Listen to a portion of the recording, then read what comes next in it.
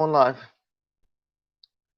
Hey, good morning. It is the 5 a.m. Mester Scrum Show, and I hope you're doing well. It's a Monday, so give me a break for not getting up at 5 a.m. in the morning.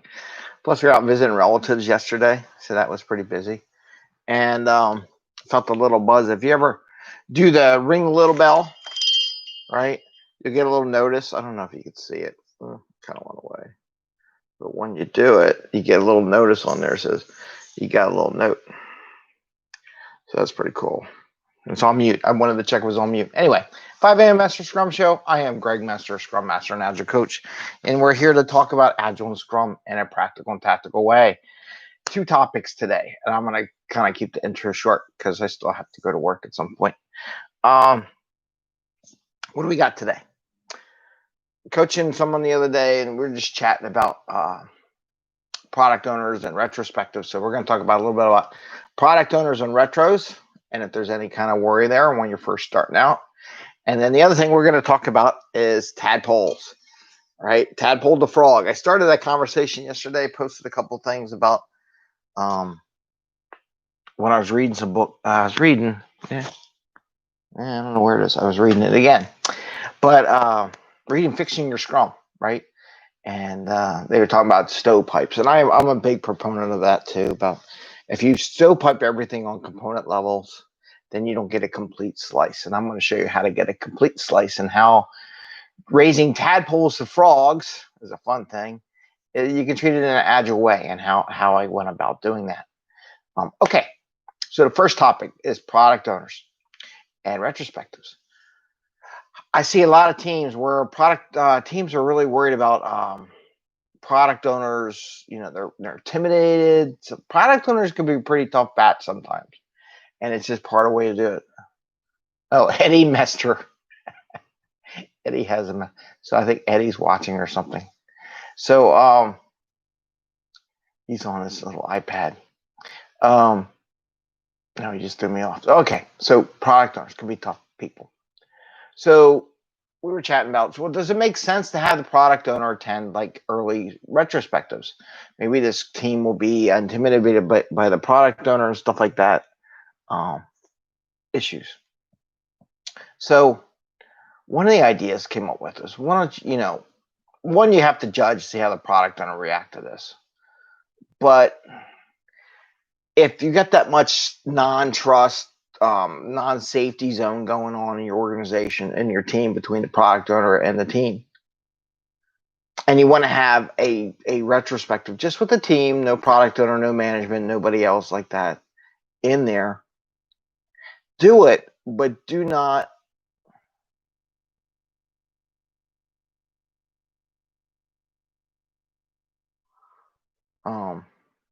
Eddie is just typing stuff. If that's Eddie on the thing, stop typing on the comments. He's hacking it. This is why I do it at 5 a.m. in Mester, 5 a.m. in the morning, and not at 8:53, because the kids will go crazy. Anyway, so the idea, now he's messing up my whole spiel on this whole thing. So what you should do is have a smaller retrospective. I'm just laughing. He's over here giggling. Come here, giggle boy. He's having a ball. I'm sorry, everyone. He's taking over. Okay, this is stuff, distractions that come in right now. Okay, that has nothing to do. Okay, so the idea. Teams are intimidated on the retrospective with their product owners. They are worried about them, and they don't feel safe because the safe or trust isn't there yet. Fine.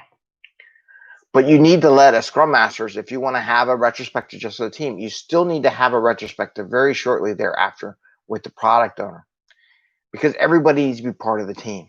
Maybe you want to make sure that the product owner won't take offense by not being included part of the team.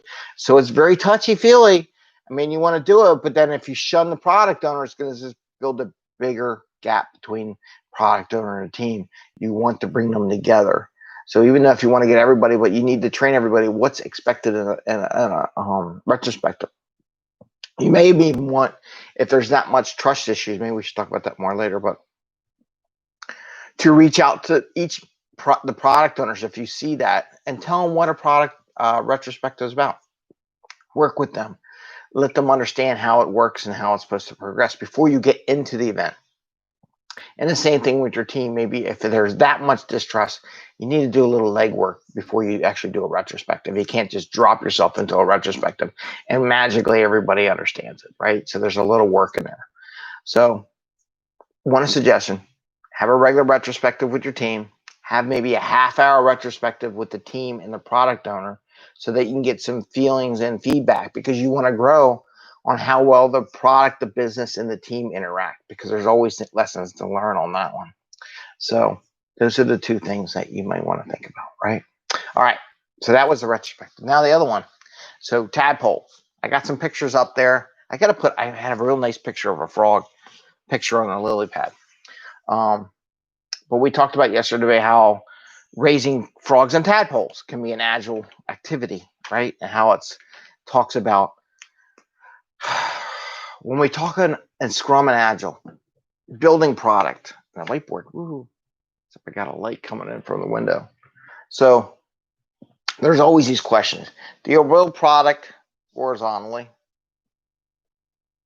or do you build it vertically, slices, so that you get functional? Because this is not functional.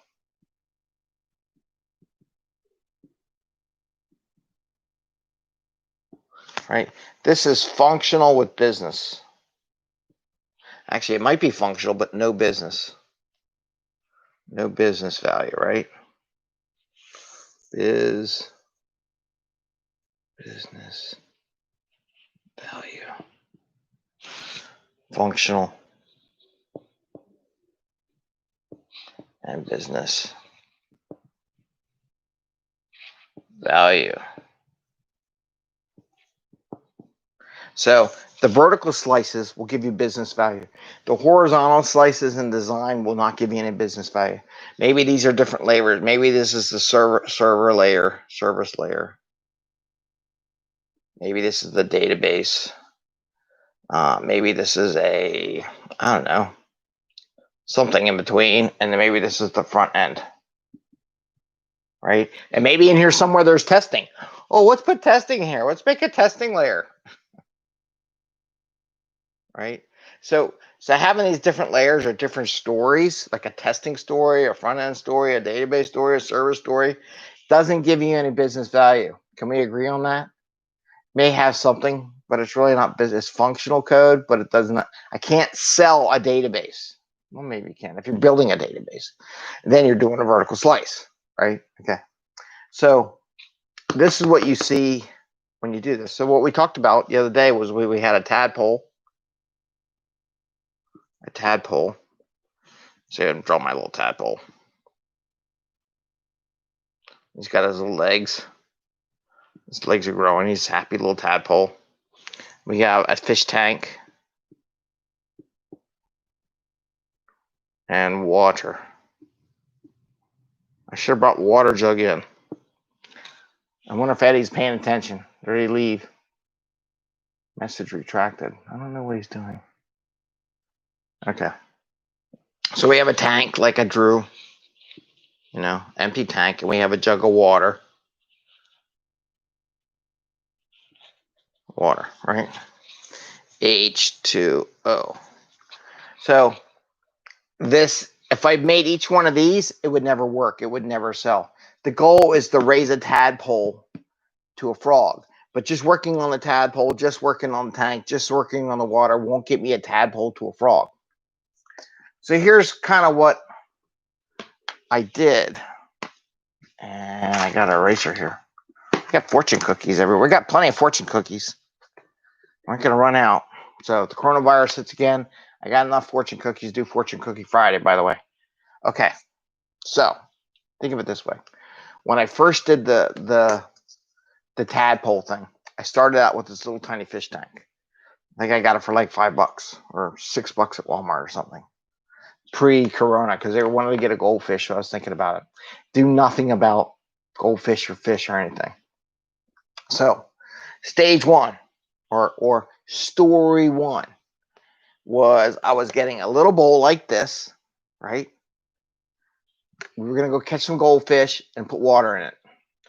I knew I had to treat the water, so I bought a little bit of water treatment stuff. So story one or feature one that has business value. So business value one.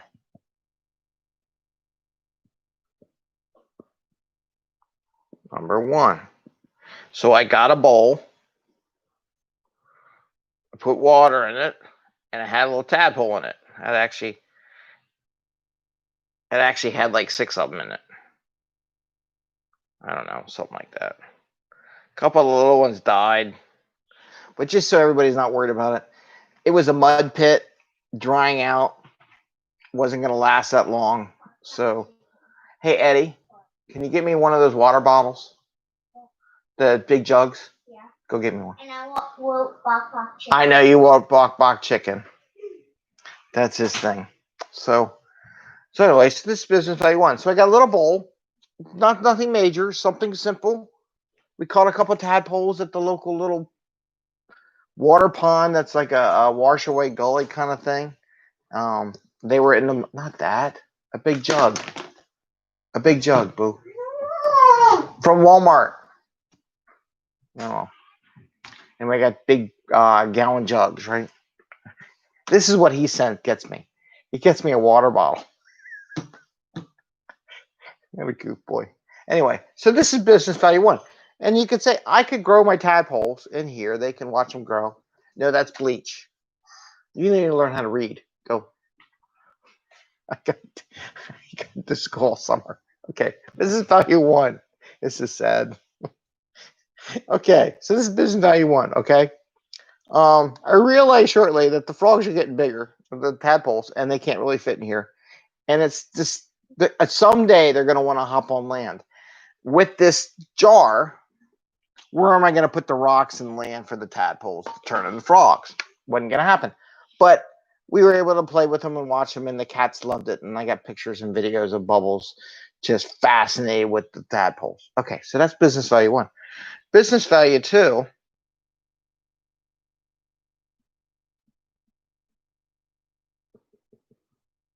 So when I was growing up, I had frogs and tadpoles and fish and stuff.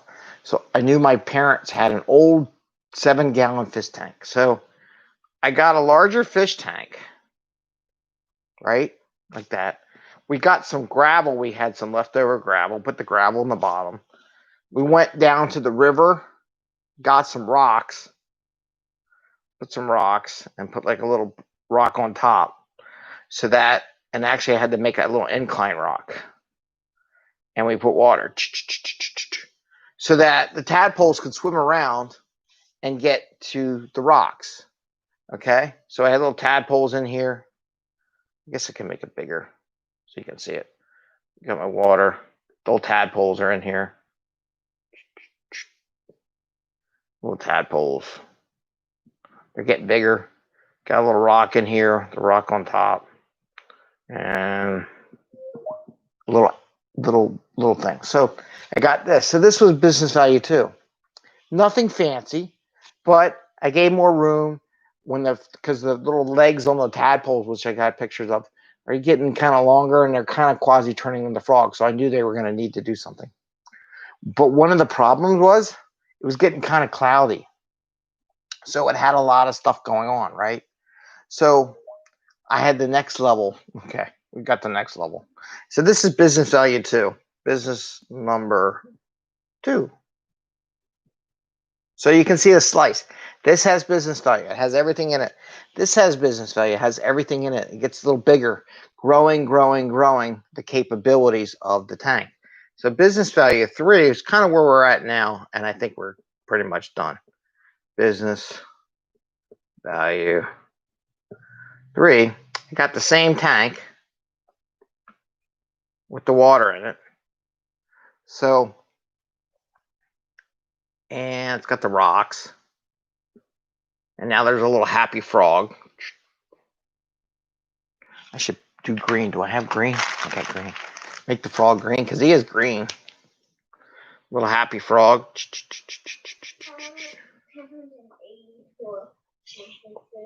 I see that, Ed. He's having a ball. Little happy green frog. We had bought a little Thanks, Ed. They can see you. We bought a little goldfish, and I'll make them blue.